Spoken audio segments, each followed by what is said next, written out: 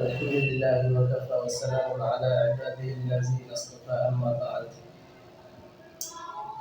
قال النبي صلى الله عليه وسلم إنما الأعمال بالنيات।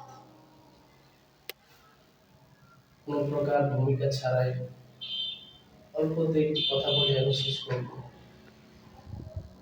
ওএনসিবি কর্তৃক পরিচালিত মুআল্লিম ও মুআল্লিমা প্রশিক্ষণ কোর্স 2025 এটা আমাদের প্রথম ব্যাচ শুরু হয়েছে এবং যেটা বলা যেতে পারে এখান থেকে আমাদের ওএনসিবির যে কার্যক্রমগুলো সেগুলোর সূচনা। তো প্রথম কথা হলো আমাদের পক্ষ থেকে যে ওএনসিবি আসলে কি জিনিসটা, আমাদের লক্ষ্য এবং উদ্দেশ্য কি, এটা আমরা শেষ করি। ওএনসিবি এটা হলো ইংলিশ একটা বাক্য, যার বাংলা হলো Islamic Ummah Foundation Bangladesh. ONCB Organization for the Nation of the Chance of Bangladesh, English, যেটা সারসংক্ষেপ হলো ONCB। এটা হলো আমাদের সংগঠনের নাম এবং পরিচিতি। এবং ONCB মূলত 4টা কাজ আমরা উদ্যোগ নিয়েছি এবং করতেছি। প্রথম কাজ হলো, যদি আমরা বলি দুই ভাগে, একটা হলো সেবামূলক কাজ আর একটা হলো প্রশিক্ষণ, বিভিন্ন মেয়াদে বিভিন্ন প্রশিক্ষণ। প্রশিক্ষণের মধ্যে যেটা আমাদের প্রথম একলা রমজানের শুরু হয়েছে, সেটার আমাদের উদ্দেশ্য লক্ষ্য হলো প্রশিক্ষণের মাধ্যমে বিভিন্ন প্রশিক্ষণে বেকারত্ব দূর করা।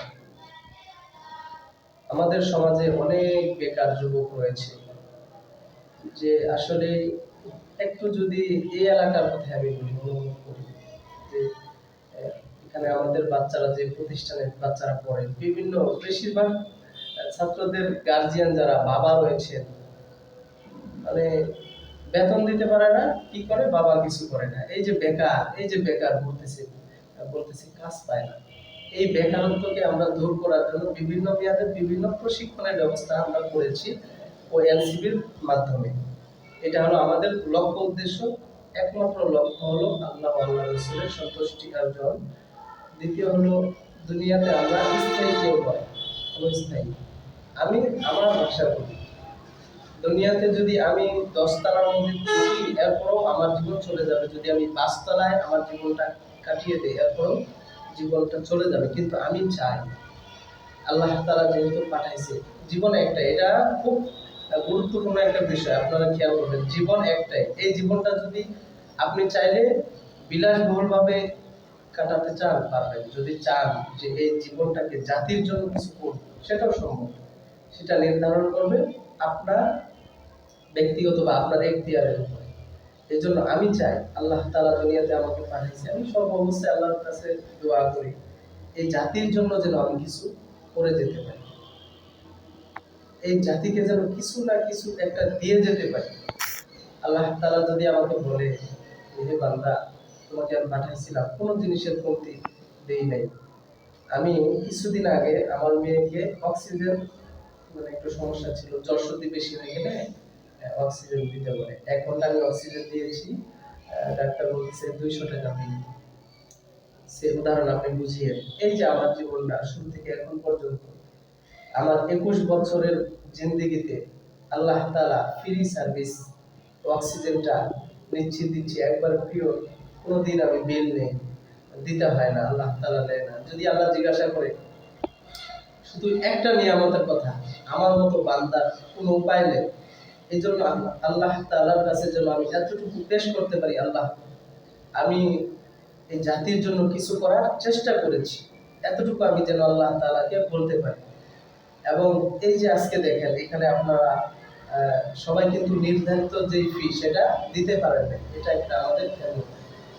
যাদের আর্থিকভাবে দুর্বলতা রয়েছে, আমরা ওএনসিপির মাধ্যমে সেটাকে পূরণ করার চেষ্টা করি। এরপরেও যেন আমাদের সমাজ, যুব সমাজ যেন পিছিয়ে না থাকে, তারা যেন এগিয়ে যায়। এই জন্য মূলত আমাদের ওএনসিপির মূল লক্ষ্য হলো পরিবর্তন, অর্গানাইজেশন অফ দ্য নেশন, মানে এই জাতির জন্য, এই জাতির পরিবর্তনের জন্য, চেঞ্জ মানে পরিবর্তনের জন্য আমরা কাজ করছি। এখানে প্রত্যেকটা কাজ হতে পারে, যেমন ঈদের পরে আমাদের সারা বাংলাদেশ ব্যাপী একটা কাজ উদ্যোক্তা সম্মেলনের মাধ্যমে আমরা যে যুবক ভাইরা রয়েছে তাদেরকে আমরা একত্রিত করব, তাদেরকে কিভাবে আপনার বেকারত্ব দূর করে বিভিন্ন কর্মস্থলে যোগ করা যায় সেই জন্য আমরা কাজ করব। এই জন্য আমাদের ওএনসিপির মূল লক্ষ্য হলো এই জাতির জন্য কিছু করা, এই জাতি যেন পিছিয়ে না থাকে, এই হলো ওএনসিপির উদ্দেশ্য। আমরা এটা নিয়ে কাজ করব এবং আপনাদের সহযোগিতা একান্তভাবে কাম্য। সারা দেশে যেহেতু আমাদের কাজ আহ, চলমান রয়েছে এবং প্রত্যেকটা জেলায় আমরা প্রতিনিধি নিয়োগ দিচ্ছি, সেই হিসাবে আপনার জেলা থেকে আপনি চেষ্টা করবেন ওএনসিপির সঙ্গে আহ, যোগাযোগ রাখার জন্য। জি, এটা হলো ওএনসিপি থেকে বার্তা। এখন বিষয় হলো যে আমরা যে এই প্রশিক্ষণটা আয়োজন করেছি, আপনারা যে এসেছেন, একজন দাঁড়িয়ে বলে যে কেন এসেছেন। আমরা শুধু ওএনসিপির উদ্দেশ্য নয়, বরং ওএনসিপিতে এসে যারা প্রশিক্ষণ নিবে বা এখানে যারা যুক্ত হবে তাদের উদ্দেশ্য হবে আমাদের সহি এবং যদি কোনো অশুদ্ধ থেকে সেই নিয়তকে আমরা শুদ্ধ করে দিতে চাই এবং এটা আমাদের অনেক একটা গুরুত্বপূর্ণ লক্ষ্য। একজন দাঁড়ান, বলেন এখানে আপনারা যে এসেছেন আসলে কি উদ্দেশ্য নিয়ে এসেছেন। একদম যে কেউ দাঁড়াতে পারে, আপনার মনের ভাব প্রকাশ করে দেবে। আবু রাহিম ভাই দাঁড়ান, বলেন এখানে এসেছেন কেন। আসসালামু আলাইকুম। আমি এখানে দিনী শিক্ষা অর্জন করার জন্য এখানে আসছি, যেন আমি পরবর্তীতে বেকার বেকার যেন না থাকি। পরবর্তীতে আমি শিখছি এবং অপরকে যেন শিক্ষা দিতে পারি, এই কারণে এখানে আসা। আসসালামু ভাই আবু রায়হানের যে মতামত আমার কাছে অত্যন্ত ভালো লেগেছে এবং আপনাদের যদি কারো এই নিয়ত থাকে যে আমি এখানে এসেছি প্রশিক্ষণ গ্রহণ করার জন্য, এখান থেকে যাওয়ার পরে আমি চাকরি করব, কি করব, চাকরি, এমন যদি কারো নিয়ত থাকে নিয়তটা চেঞ্জ করে নেবেন। নিয়তটা এমন হবে যে আবু রায়হান ভাইয়ের যে নিয়ত, এখানে এসেছি দিন শেখার জন্য এবং অন্যকে শেখাবো এবং আপনার মাধ্যমে যেন 10 জন দিন শিখতে পারে এবং কর্মসংস্থানের ব্যবস্থা যেন হয়, এই নিয়ত আমরা সকলেই করি। আরেকটা বিষয় হলো আমরা যদি কেউ চাকরি নিয়োগ করি তখন কি হবে জানেন, এখান থেকে যাওয়ার পরে কেউ না কেউ কোনো না কোনো প্রতিষ্ঠানে আমরা যুক্ত হবো, এটাই স্বাভাবিক। কারণ এখানে আমাদের যে প্রশিক্ষণটা সেটার উপরে দেওয়া হয়েছে। একটা প্রতিষ্ঠানে আমি যখন যাবো চাকরির উদ্দেশ্যে, ভালো করে খেয়াল করবো, তখন হবেটা কি আমার মাথার মধ্যে একটা সেন্স কাজ করবে যে আমার মাস যাবে আমি বেতন নিব, সেদিকে প্রতিষ্ঠানের দায়বদ্ধতা আমার মধ্যে থাকবে না। এক নম্বর বিষয়, আপনি যদি মনে করেন কোনো প্রতিষ্ঠানে যাবেন চাকরি করবেন, তাহলে সে প্রতিষ্ঠানে আমানত যে সেটা রক্ষা হবে না, আমি অনেক দেখেছি। হ্যাঁ, এই জন্য নিয়মকে খালেজ করা। যে প্রতিষ্ঠানে যাবেন সর্বপ্রথম উদ্দেশ্য হবে আপনার সেটা আমার প্রতিষ্ঠান, যেন আমার দ্বারায় আপনারা বাচ্চাদেরকে কুচি কুচি বাচ্চাদেরকে শিক্ষা দিবেন এবং যে বাচ্চার বনিয়াদ মানে ভিত্তি হবে আপনার হাতে, সেই বাচ্চাটা এমনভাবে আপনাকে তৈরি করতে হবে পরবর্তীতে যেন আমাদের বর্তমান দেশের অবস্থা ভালো জানেন।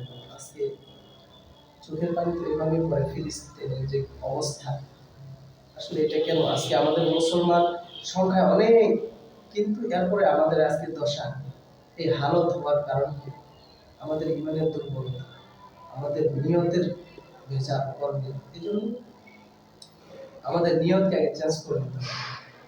যে প্রতিষ্ঠানে যাব সে প্রতিষ্ঠানকে নিজের মনে করে খেদমত করব এবং প্রত্যেকটা বাচ্চার হক আমি আদায় করব। যখন হক আদায় করব তখন কোনো অভিযোগ থাকবে না। আমি একটা প্রতিষ্ঠান পরিচালনা করি, আমার কানে আসে, হ্যাঁ, প্রত্যেকটা মানে কোন পাশে কি হয় আমি আন্দাজ করতে পারি। এই জন্য যখন আমি নিজের মনে করবো তখন কোনো প্রশ্ন থাকবে না, এমন মনে হবে না যে মাস যাবে বেতন বেতন নিব।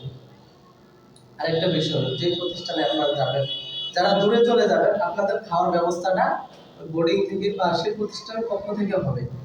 যদি কারো এই নিয়ম থাকে যে খাওয়া দাওয়া ভালো না, থাকবো না, আল্লাহর ওয়াস্তে এই নিয়মটাকে আপনারা কি করবেন, পরিশুদ্ধ করে ফেলবেন। যদি আপনার এই নিয়ম থাকে যে খাওয়া দাওয়া আমার ভালো হচ্ছে না, বা আমার মন মতো হচ্ছে না, তাহলে জিনিসটা ভুল। কেন ভুল জানেন? সে প্রতিষ্ঠান, কোন প্রতিষ্ঠান চায় না যে ওস্তাদ এবং ছাত্রদেরকে খারাপ দেওয়ার জন্য। যখন একটা প্রতিষ্ঠান সর্বোচ্চ চেষ্টা করার পরেও যখন দেখবে যে আসলে আপনার সন্তুষ্টি প্রতিষ্ঠান পাচ্ছে না, তখন প্রতিষ্ঠানের পক্ষ থেকে একটা মানে ভিন্নতা সৃষ্টি হবে, হ্যাঁ, যার কারণে আল্লাহ সন্তুষ্টি পর্যন্ত আপনি এটা থেকে মাহরুম হয়ে যাবেন। আমি আমার এখানকার কথা বলি, অনেক সময় খানা শর্ট হয়, আমি কি করি, আমি খাই না। যেমন আজকে আমি তরকারি নিয়ে 2টা আলু দিয়ে আমি সিহিরি করে ফেলেছি, আলহামদুলিল্লাহ, আমার খাওয়ার উপরে সেরকম চাহিদা নেই, হ্যাঁ। অনেক সময় শর্ট করে আমি নিজে না খাই, ওনাদেরকে আমি চেষ্টা করি আমার দিকে, কিন্তু অনেক সময় খাবারের বিষয়টা কি ব্যতিক্রম হয়। এই যে খাই খাই এই জিনিসটা যদি কারোর মধ্যে থাকে, শুদ্ধ করে নিতে হবে। খাওয়া আপনি কয় কেজি ভাত খাবেন, চাল খাবেন, এই খাওয়াটা কোনো ফেক না। আপনার নিয়তটাকে একটাই কথা, জাতির খেদমতে নিজেকে বিলীন করে দিতে হবে, তখনই আপনি কিছু জাতিকে দিতে পারবেন এবং আপনার থেকে জাতি কিছু আশা করবে। এতটুকুই আমাদের পক্ষ থেকে, আমার পক্ষ থেকে আপনাদেরকে বলা, যে কখনো নিজের স্বার্থকে প্রাধান্য দিবেন না, দিনের স্বার্থটাকে সর্ব অবস্থায় প্রাধান্য দিবেন।